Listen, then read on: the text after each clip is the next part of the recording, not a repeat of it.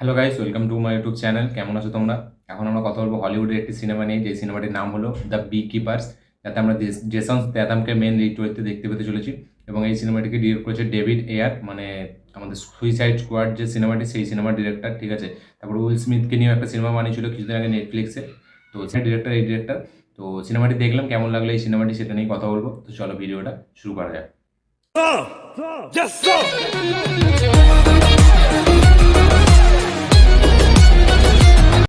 তো সবথেকে প্রথম এই সিনেমাটি দেখার কারণ একটাই হচ্ছে আমার কাছে, সেটা হলো জেসন স্ট্যাথাম। ইয়েস, জেসন স্ট্যাথামকে আমরা সকলে জানি। তার অ্যাকশন সিনেমা, মানে তাকে সে থাকা মানে আমাদের এক্সপেকটেশন একটা স্কাই হাই লেভেলে হয়ে যায়। আমি ঠিক এই সিনেমাটা ঠিক সেই হিসাবেই দেখতে বসছিলাম, যেহেতু এতে জেসন স্ট্যাথাম আছে।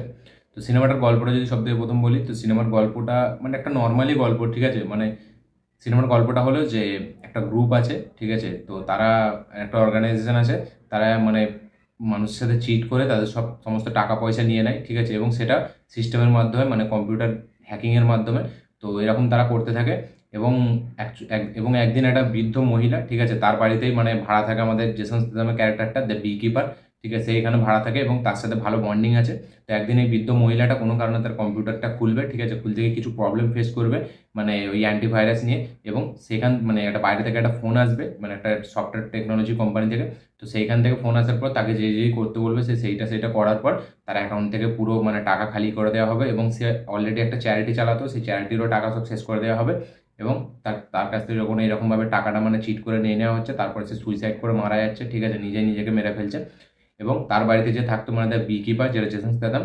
তো তারপরে সে জানতে পারছে যে অ্যাকচুয়ালি এটা কারা করেছে। এবং যেহেতু তার সাথে সে ভালো বন্ডিং ছিল, তো সেটা সে রিভেঞ্জ নেবে। এবং সেই রিভেঞ্জ নিতেই বেরিয়ে পড়ে। এবং একটার পর একটার মানে এই যে অর্গানাইজেশনের মেন যে মাস্টার মাইন্ড, তার কাছে পৌঁছে একটার পর একটা মানে অর্গানাইজেশন শেষ করতে করতে, এই নিয়ে গল্প। আলটিমেট সে মেন মাস্টার মাইন্ডের কাছে পৌঁছতে পারে নাকি এবং তার সাথে কি হয় সেটা দেখার জন্য সিনেমাটি দেখতে হবে। তো এই সিনেমাটির গল্পটা মানে এমন কিছু নয় যে আমরা দেখিনি, ঠিক আছে। সিনেমার গল্পটা নর্মাল, কিন্তু এই সিনেমাটার যে মেন প্রবলেম হচ্ছে সেটা হচ্ছে এক্সিকিউশন, যেভাবে প্রেজেন্ট করেছে সেটাতে প্রবলেম। এখানে অ্যাকশন ভালোই আছে, ঠিক আছে। অ্যাকশনগুলো মানে অনেকগুলো সিনেই অ্যাকশন আছে, কিন্তু অ্যাকশনগুলোকে যেভাবে স্টেজ করেছে, মানে অ্যাকশনগুলোকে যেভাবে কোরিওগ্রাফ করেছে, সেগুলো কিন্তু একদম নতুনত্ব কিচ্ছু নেই। অ্যাকশনের মধ্যে কিছু নতুনত্ব নেই। সেই পুরনো মানে জেসন স্টেথমকে আমরা এই রোলে অনেকবার দেখেছি, ঠিক আছে। এরকম রোলে সে মানে হেভি লাগে তাকে এই রোলে, তাই জন্য মানে আমরা অনেকবার তাকে এই রোলে দেখে নিয়েছি। এবং অ্যাকশনের যে মানে স্টেজটা, ঠিক আছে, অ্যাকশনটাকে এমন মানে অ্যাকশনের মধ্যে কোনো স্টাইলাইজেশন কিছু নেই, সেই নর্মাল অ্যাকশন, হলিউডের যেরকম অ্যাকশন সেরকমই অ্যাকশন। এবং অ্যাকশন যে হচ্ছে তার মধ্যে কোনো ইমোশন নেই, যার জন্য আমাদের সিনেমাটি মানে কানেক্ট করতে পারি না লাস্ট পর্যন্ত। আমরা এই সিনেমাটার সাথে একদমই কানেক্ট হয় না। অ্যাকশন উইদাউট ইমোশন বেকার, আমরা সকলেই জানি। তো এখানে যে অ্যাকশনটা হচ্ছে সেখানে জাস্ট শুধু হাত পা দিয়ে চালাচ্ছে, ঠিক আছে, মানে অ্যাকশন করতে হয় করছে। এখানে কোনো ইমোশন নেই। এবং যে কটা অ্যাকশন সিন আছে তার যে স্টেজিংটা সেটা একদম নর্মাল আসছে, অ্যাকশন হয়ে যাচ্ছে, চলে যাচ্ছে, নতুনত্ব কিচ্ছু নেই। এবং জেসন স্টেথমকে তার রোল ভালো, ঠিক আছে। তাকে যেরকম চরিত্র দেয়, এরকম চরিত্র আমরা তাকে অনেকবার দেখেছি অনেক সিনেমাতে। তাকে যেরকম দেয় সে তার রোল, সে তো যেহেতু খুব ভালো একটা পারফরমেন্স মানে সে দেয়, খুবই একটা ভালো পারফর্মার, তাই জন্য তার রোলটা ঠিক আছে। বাকি যারা আউটসাইডকে নিয়েছে বা যে আমাদের এখানে অ্যান্টাগনিস্ট, তাদের চরিত্রকে সেভাবে মানে ডেভেলপই করা হয়নি। এবং সিনেমাটা হয় শেষ হয়ে যায়, মানে কোনো ইম্প্যাক্ট ফেলতে পারে না, ইমোশন নেই সিনেমাটির মধ্যে।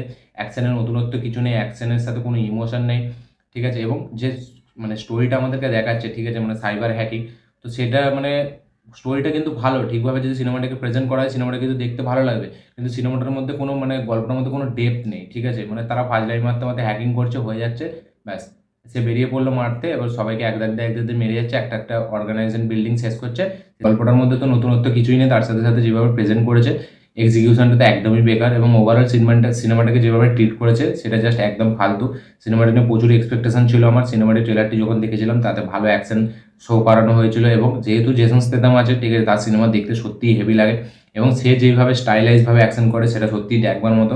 কিন্তু এইখানে মানে তাকে জাস্ট ওয়েস্ট করা হয়েছে, তার কোনো মানে ক্যারেক্টারের কোনো মানে ডেপথ নেই। এবং অ্যাকশনগুলোকে যেভাবে স্টেজ করা হয়েছে সেটাতে একদমই বেকার, ঠিক আছে। এবং তার সাথে সাথে যে ভিএফএক্সটা একটু কমজোরি মনে হয়, যখনই ব্লাস্ট হয় তখন ভিএফএক্সটা আমাদের খুব খারাপ লাগে। তো ওভারঅল সিনেমাটি যেভাবে ট্রিট করেছে সেটা সত্যি খুবই ফালতু। এবং অ্যাকশনগুলোকে বেকার মানে ওয়েস্ট করা হয়েছে। তার সাথে সাথে পারফরমেন্স যারা দিয়েছে তাদের পারফরমেন্স কারোরই মনে রাখার মতো নয়। সাপোর্টিং কাস্টে যারা আছে তারাও মানে অতটা আপ টু দ্য মার্ক নয়, জাস্ট আছে সিনেমাতে নিতে হয় নিয়েছে, এছাড়া কিছু নেই। এবং স্টোরিতেও ডেপথ কিছু নেই।